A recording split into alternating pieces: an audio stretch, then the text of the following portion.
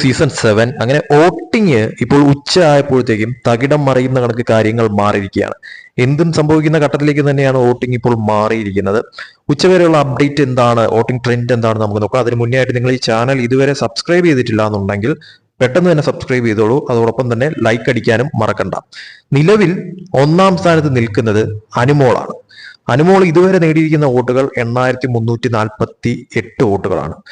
അനുമോൾക്ക് തൊട്ടു പിന്നിൽ തന്നെ അനീഷിന്റെ ഒരു വലിയ കുതിപ്പാണ് കാണപ്പെടുന്നത്. ഒരു കോമണറായിട്ട് വന്ന് ഒരു തരംഗം ഉണ്ടാക്കിയിരിക്കുകയാണ് അനീഷ് എന്ന് തന്നെ എടുത്തു പറയേണ്ടി വരും.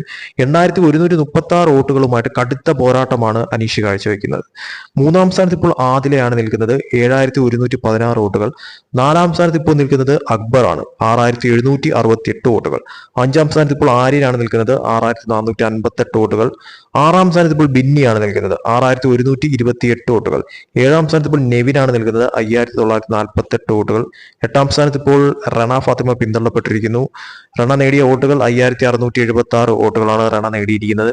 ലക്ഷ്മിയാണ് ഇപ്പോൾ 9ാം സ്ഥാനത്ത് നിൽക്കുന്നത്, 5256 വോട്ടുകൾ. അഭിലാഷ് ഇപ്പോൾ 10ാം സ്ഥാനത്താണ്, 5146 വോട്ടുകൾ നേടിയിരിക്കുന്നു.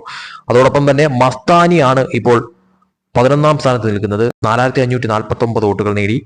സാബു മാൻ ആണ് ഇപ്പോൾ 12ാം സ്ഥാനത്ത് നിൽക്കുന്നത്, 4156 വോട്ടുകൾ നേടിയിരിക്കുന്നു.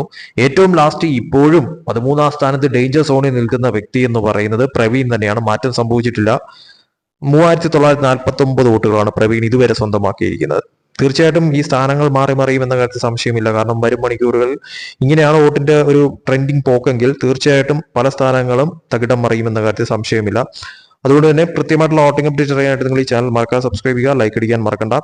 അടുത്ത വോട്ടിംഗ് അപ്ഡേറ്റുമായിട്ട് വീണ്ടും വരാം.